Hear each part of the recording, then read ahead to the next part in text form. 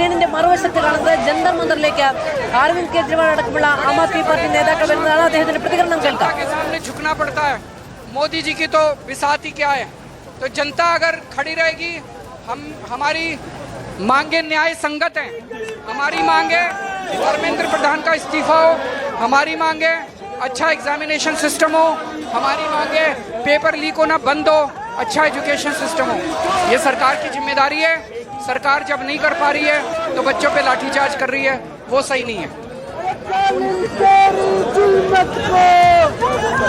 ജന്തർ മന്ദറിലേക്ക് അരവിന്ദ് കെജ്രിവാൾ എത്തിയിരിക്കുന്നു.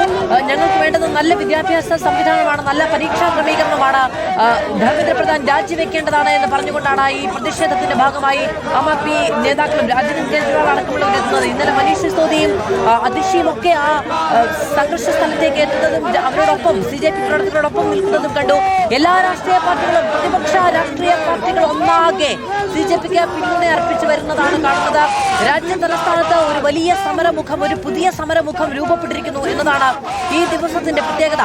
വലിയ തോതിൽ പരിക്കേറ്റ 40ഓളം ആളുകൾ വിവിധ ആശുപത്രികളിലായി ചികിത്സയിലുണ്ട്. ഇന്നലെ വിദ്യാർത്ഥികളുടെ തല മാത്രം ലക്ഷ്യമിട്ട് ലാത്തി വീശിയ ഡൽഹി പോലീസിനെയാണ് നമ്മൾ കണ്ടത്. അടിച്ചു പൊട്ടിക്കുക എന്ന ലക്ഷ്യത്തോടു കൂടിയാണ് പലപ്പോഴും ലാത്തി പ്രയോഗം ഉണ്ടായത് എന്നുള്ളതാണ്. ഇന്നും വലിയ പോലീസ് സംവിധാനമാണ് അവിടെ ഉള്ളത്. ഇപ്പോൾ പോലീസ് അവിടെ സമാധാനത്തോടു കൂടി നിൽക്കുന്നത് ഇന്ത്യയുടെ പ്രതിപക്ഷ നേതാക്കൾ ഒന്നടങ്കം ആൾക്കൂട്ടത്തിന് നടുവിൽ നിൽക്കുന്നു എന്നതുകൊണ്ട് മാത്രമാണ്. പ്രധാനമന്ത്രിയുടെ വസതിക്ക് മുന്നിലാണ് ഈ നേതാക്കൾ കുത്തിയിരുന്നു പ്രതിഷേധിക്കുന്നത്. അവരവിടെ നിന്ന് പോയാൽ ദില്ലി പോലീസ് എന്താണ് ഇനി ചെയ്യുക എന്നത് സംബന്ധിച്ച് ആശങ്കകളുണ്ട്. സമയം 5 മണിയോട് അടുക്കുകയാണ്. വൈകുന്നേരത്തേക്ക് കൂടി സന്ധ്യ കഴിഞ്ഞാലും ഈ പ്രതിഷേധം നീണ്ടുപോകുന്ന സാഹചര്യത്തെ വലിയ ഉത്കണ്ഠയോടുകൂടിയാണ് സർക്കാർ കാണുന്നത്. ദില്ലിയിൽ അപ്രതീക്ഷിതമായ പ്രതിഷേധമാണ് ഉണ്ടായിരിക്കുന്നത്. MP-മാരെ അടക്കം അറസ്റ്റ് ചെയ്ത് നീക്കുന്ന സാഹചര്യമുണ്ട്. നമുക്ക് ഒരു വശത്ത് സർവ്വസജ്ജമായി നിൽക്കുന്ന ദില്ലി പോലീസിനെ കാണാം. അർദ്ധസൈനിക വിഭാഗങ്ങൾ അതിന് പിന്നിൽ നിരയുറപ്പിച്ചിട്ടുണ്ട്.